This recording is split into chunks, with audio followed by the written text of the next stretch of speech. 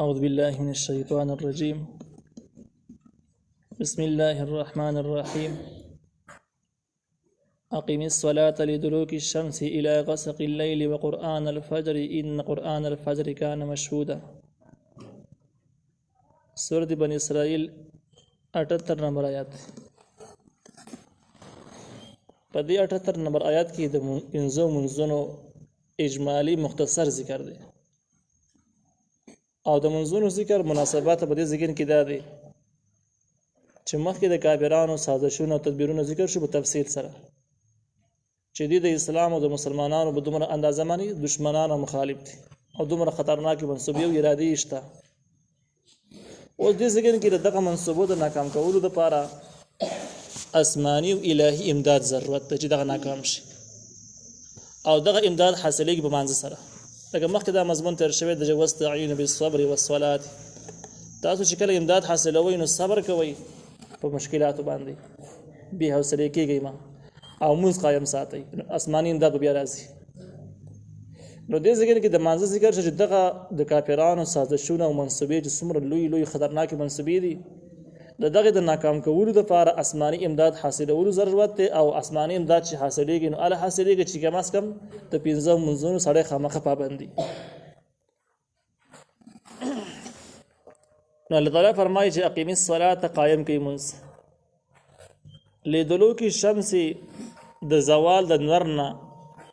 الى غسق الليل تر د تیارې د شپې پورې. دلوک د نور زوال ته ویل کېږي چې سره غرمه ختم شي نور واوړي او سوري چې کوم دینه پورته نور خاطر طرف ته تاو شي دې ته دلوک وي. اگر چې دلوک پر وتر ته هم وي لیکن اکثر مفسرین رائے دا چې په دې ځکه کې په معنا د پر وتر سره نه دی بلکې په معنا د زوال سره دی. الى غسق الليل تر تیارې د شپې پورې. غسق د تیارې مکمل کېدل چې بیخي تیاره شي درنه اثر ختم شي. نو په دې آیات کې یو د 15 منځونو ذکر راغی د قرآن الفجر پورې او د دوه منځونو د وختونو ذکر پکې وشو چې د دوه منځونو وختونه د کوم وخت نه شروع کیږي.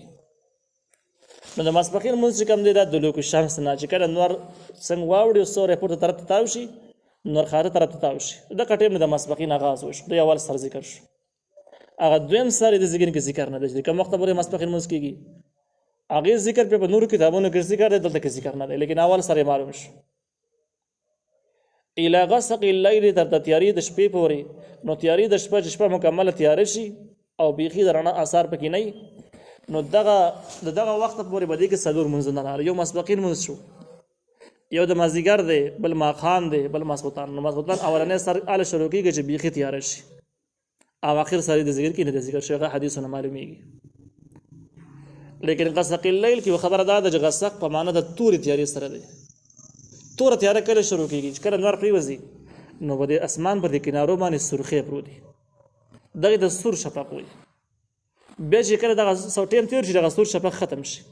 دغه وځي باندې سپینواله شروع شي هغه د سپین شفق وي. نو دغه سور شفق او سپین شفق چې ختم شي نو دغه تور تیاره شي چې کله سپوږمۍ نه پغه وخت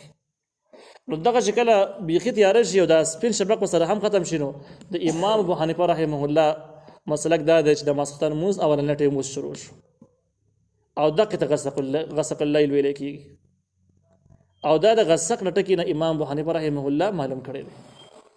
اگر چې د باقی امامانو رائے ده چې کله نور پریوزي او نور د پریوتلو نه بعد کوم سرخی د اسمان باندې کنارو باندې پرته ده دا سرخی ختم شي. اگر که دغه وځي باندې بیا سپینواله شروع شي اسمان به کنارو باندې سپینواله شروع شي لیکن دغه سپینواله چې کوم دي د باقی امامانو رائے ده چې دغه غسق الليل ان دغه ټیم نه شروع شو. نو دسی وایي د امام ابو حنیفه رحمه الله په نظم باندې د مسعود منځ لیټ شروع کیږي او د باقی امامانو په نظم باندې لږ مخکې شروع کیږي. دومره حاصل شو. په دې نقشو کې د تفسیر موجود دی کبي نقشه چې په منځونو کې جماعتونو کې لګیدلې په دې کې دغه دوه ټیمونه ور کړی. وقرآن الفجر او قراءت د سحر یعنی قراءت د سحر هم قائم کی. سحر موږ قرآن الفجر وایو او د قرآن ذکر پکې ښکارا وشو او د جدا ذکر کو. یو دار چې قرآن ذکر پکې راغی دویم دار جدا ذکر شو. د دې دوه وجې یو جدار د سحر منځ قرات کافی اوږد پکاري اکثرو کتابونو لیکلي دي چې سحر مونږ قرات کم از کم 40 آیاتونو ته رسول پکار دي چې دوه رکعاتونه 40 آیاتونو ته ورسیږي د دې نه کته نه دی پکار او د دې نه پورته چې څومره چا د وسی د بقدر د اندازې باندې چې څومره د خلکو وس پیرسي نو بده قرات کافي هدا پروګت پکار دی باقي چې کم دی مسبخین مازیګر پدې کې د سحر په نسبت باندې قرات لږ کم پکار دی او بیا د ماقام مونږ چې کم دی نو ماقام مونږ کې قرات بیخي مختصر پکار دی دا د ټولو منځونو خلاصه شوله لیکن دې ځکه کې د امام مسلم رحمه الله او دا شنو امام بخاری ځینې روایت د سم نقل کړي دي چې په هغه کې د سحر مونږ کې سره معوذتين ویلې شوې دي یعنی سورۃ الفلق او سورۃ الناس کې ویلې شوې دي یا دا چې د ماقام په مانځ کې سورۃ مرسلات ویلې شوې دي او دغه چا نور لري سورتونه نو دغه ځکه کې امام قرطبي رحمه الله چې دا ځکه باندې دې ځمانه تفسیر کړي د بحث کړي دي نو غلي کړي د جهاد متروک دا عمل بیا پر خودلې شوی دی په دې باندې عمل د اخیره وخت پورې نه چریدل نو معلوم نو متروک عمل هغه چې اولی بیا نه نو دې ته منسوخ ویل کېږي متروک په معنا د منسوخ سره راځي کوم ځکه چې ترک لفظ په حدیثو کې راغی ته پوه شي دا حکم مخکې و بیا ختم شو نو په حدیثو کې به یو منسوخ په دې وجه باندې احادیث کتابونه تاسو کله مطالعه کوئ نو یو باب براشي مثال په تور باندې باب الترک باب الرفع الیدین دا باب د رفع الیدین دی بیا به سره راغلی باب الترک رفع الیدین دا باب د پر خودر د رفع الیدین دی نو دا اولنی باب نه معلومیږي دا چې د عمل نبی رسول الله په عمر کې کړی دی او د ورستنی باب نه معلومیږي دا چې کړی دی خو به پر خودر دی منسوخ شوی دی نو دغه حواله سره دغه رفع الیدین هم د بحث دی چې دا منسوخ دي خو کوم منسوخ اجتهادي دي نو په دې وجه ترک لفظ پکې راغی او منسوسی نه دي نو په دې وجه پکې چې منسوسی نه دي نو اختلاف پکې شته چې څوک وشته څوک نشته او کدا منسوسی اجتهادي اختلاف پکې دی کدا منسوسی و اختلاف پکې نو دغه جدا موضوع یو جدا بحث دی لیکن دومره دا چې د قرآن د سحر قرات د وګت پکار دی سحر چې کوم دی دا شي دی نو سحر چې کله شپه ختم شي نو عدد مشرق طرف نه یو سپینه کرخه د مغرب ته ورسیږي لکه ټیمه پوری دا بیا ختم شي دومره نه دی د سبا کاذب وي دا سحر نه دی خلک به خطا کیږي د دې نه بعد دا کله ختم شي نو بیا چې کله سره د مشرق طرف ته ګوري نو به دا ټیمونه کې سحر شروع کیږي یو د رڼا راخاره شو د رڼا په تیزی باندې دوه سټ خوريږي مخ کې روانه نو دغه سبا صادق شو اوس دغه ځګین نه خو سحر مونږ جهیز شو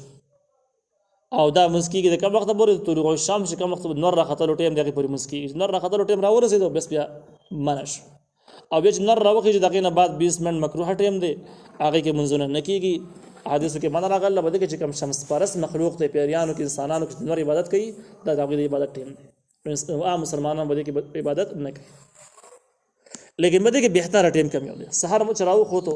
او ته موږ کې نو ته غواړې چې بهتره ټیم کې موږ کم ټیم بهتره دی نو مده کې دا روایت چې کوم دی مستند روایت اکثر محدثینو نقل کړي دي اکثر کتابونو کې موجود دي چې نبی عليه السلام فرمایي اسبر بالفجر فانه اعظم للاجر سحر موږ کې دومره سپینواله را پیدا کوي یعنی دومره رڼا ته ایثار کوي چې کم از کم لار پکې صحیح کاری سړی پکې پیژندل کیږي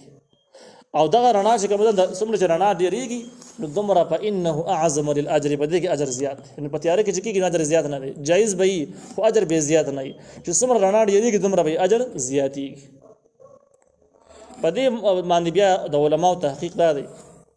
چې یاره د دې لپاره بیا د خو د حدیث نه معلومه شو چې څومره رڼا کېږي دومره ټیک دی اوس په دې باندې سره چې جمع ټیم ټاکي مناسب ټیم به کم ټیم وټاکلی شي ښه به نو په دې کې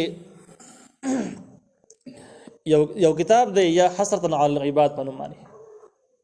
هغه لیکلي دي چې د سحر قرات کم از کم 40 آیاتونه دي چې 40 نه راکوي او زیات خو تکولې شي لیکن خلکو په خیال ساتي چې بدی کمزوري خلک دي بیماران دي چې مشکلات کې ونه ولېږي نو مناسبه دار 40 آیاتونه باندې زمانه قرات وکړه سحر کې اوس 40 آیاتونه تقریبا سړی وي په 2 رکعاتو کې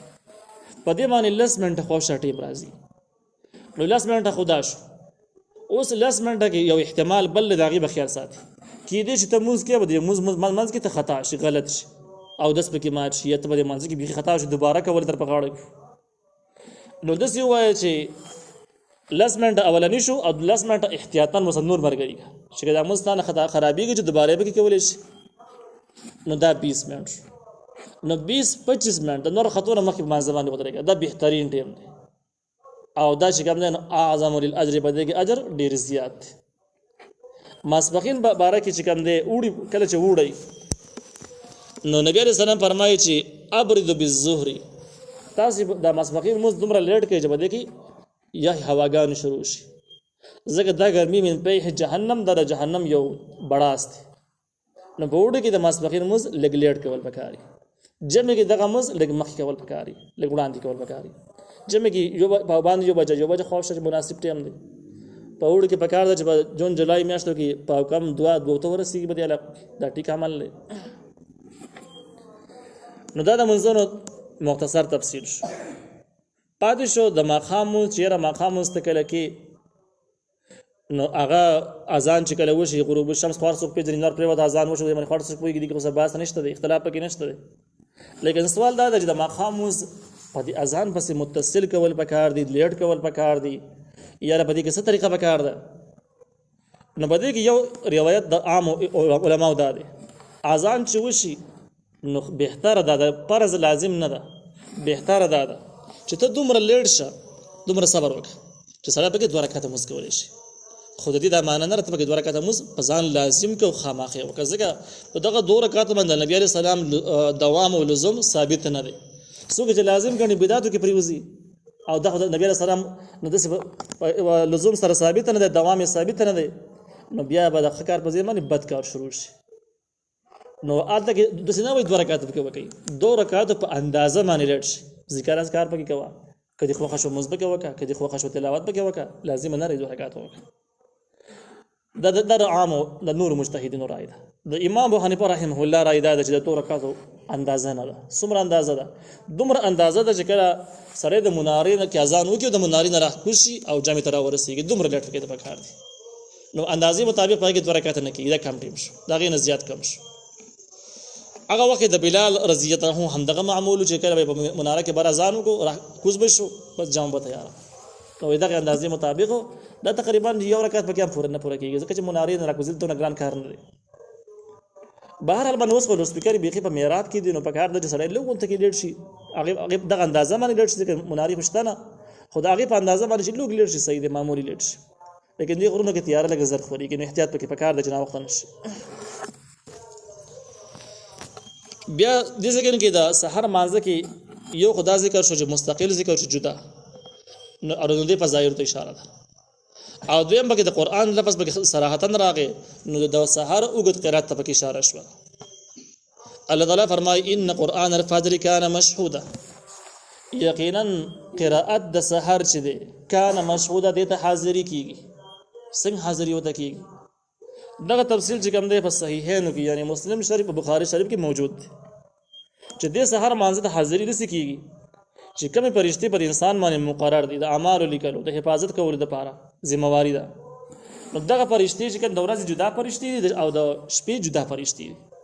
ځان ډیوټیانې دي نو سحر موږ په ټیم کې د څه وشي چې د شپې پرشتي چې کوم شپې چې کوم پرشتو ډیوټي کړي ده هغه لا د مانزه د ایثار شي چې موږ وچ دغه نه بعد براړي شو او د ورځې پرشتي د قټیم کې حاضر شي د ورځې د لپاره ډیوټي سمبالولو لپاره هغه حاضر شي نو په سحر مانزه کې هم د شپې والا پرشتي موجودي هم د ورځې والا موجودي اوس د دې څه فائدہ شو نو فائدې دا ده چې پرشتي نوراني مخلوق دي کوم ځکه چې پرشتي او سمره ډيري دومره اته کې برکات زیاتی نو د څه وای د پرشتو درجه مکه دوه وجنه دغه د برکت ټیم دی بهترین ټیم دی زنه روایتو کې دام دي چې سحر مونږ چې کله وشي نو پرشتي په بحث شروع کی شپې والا وای چې د زمون حق دی چې مونږ یو لیکو ورځې والا وای چې نه زمون ډیوټي ولا کې د زمون حق جوړیږي الله تعالی سخی ذات دی الله تعالی پرشتو ته حکم وکړي چې توانه ویلي کې جدا ویلي کې ابو دو منځونه کې د شمار څه خبره نه ده نو په دغه اعتبار سره د یو مز هم دو مز شي په جدا کتابونو کې راشي دوه شمار شي نو دې کې د مانزه سحر مانزه په ظاهر ته اشاره ده او درېمه خبره ده چې سحر مونږ کې د خوب نه را پاسېدل د کافي مشکل کار دی په یخنۍ کې هم ګران دی او په وړي کې هم ګران دی نو مستقل ذکر کړه چې بده کې به تاسو ډېر احتیاط کوئ او فضایل هم ذکر شو چې ګوره سحر چې تاسو باندې خوب غالب یم یخني کیږي نو دا فضایل به ذهن کې یا ساته چې ګوره دا فرشتو د حاضرېدو ټیم دی معمولی ټیم نه دی نو چاته چې فضایل معلومي د یو شي قیامت ته معلومي نو کبه ډېر هم سخت غزان حاضرې راځي ورله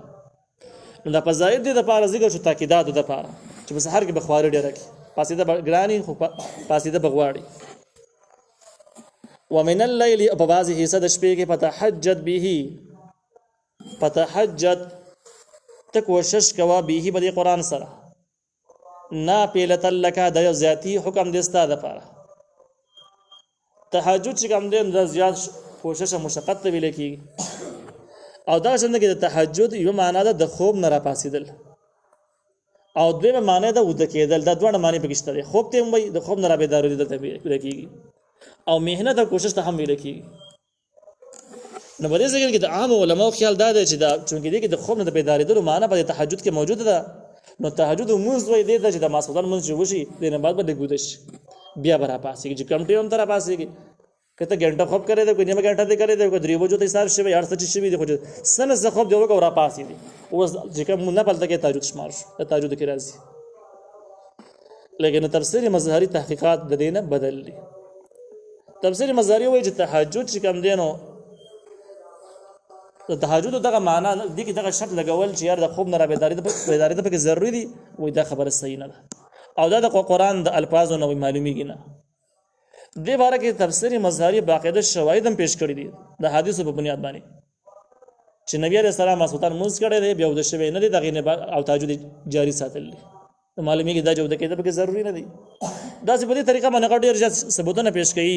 او دا ثابتوي چې د تهجد موږ د لپاره اول د کېدل د نه ضروري به هر حال باندې کې په اولنی حکم باندې عمل وشي نو احتیاط وشي خبره به اختلاف نه بهر شي اګه به دې باندې حکم وشي هم جایز ځکه چې د مفسرین اقوال پکې موجود دي سبب خبره نه ده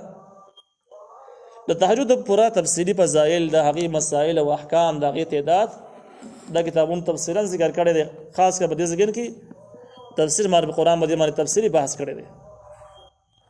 الله تعالی وی نافلة لك د یو زیاتی حکم د استاده لپاره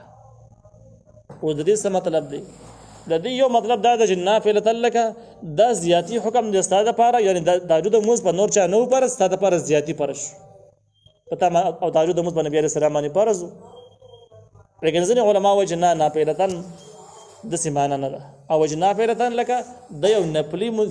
زیاتی د ثواب کار د استاده لپاره ته چې فرض منځونه وکړي دغه نه بعد تهجد کې نو دا ځان جدا ثواب شو ساده لپاره دا مطلب شو لیکن اولنې قول ډېر زیات مشهور دی او ډېر زیات تاکیدات او تاییدات شته چې تهجد موږ په نبی عليه السلام باندې فرض ابدي وجه باندې عائشه رضی الله عنها ته پوښتنه وشو چې نبی عليه السلام د شپې عمل څنګه و نو هغه ورته وی چې بس رمضان او غیر رمضان کې به ترکات مستقل کول پر خودل بینه لازم به کول یعنی تهجد موږ نبی عليه السلام نه پر خودل الله تعالی عسى نزدید ان يبعثك ربك چې ورسې تعالی را ربستا مقام محمود مقام محمود د منځونو پابندي او تهجد او پابندي د دین تجدار الله تعالی وتا تا مقام محمود ته ورسې مقام محمود څه شي اگر چې بده کې تحقیقات او د مفسرین اقوال مختلف دي لیکن زیات راجح مضبوط او مشهور صحیح قول ده چې د مقام محمود مراد او شفاعت کبرا لوی شفاعت مراد هغه شفاعت چې نبی عليه السلام د قیامت ورځ باندې ټول مسلمانانو لپاره کوي ټول انسانانو لپاره کوي خپل امت تخصیص به هم نه هر چا لپاره کوي او دغه شفاعت اجازه صرف نبی عليه السلام ته بل چا د اجازه نشته نو دغه وایي چې الله تعالی نبی عليه السلام مقام محمود ته رسولې دي او دغه مرتبه الله تعالی نبی عليه السلام له ورکړي وقر رب ادخلني مدخل الصدق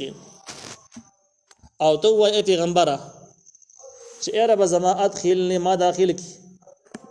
مدخل الصدق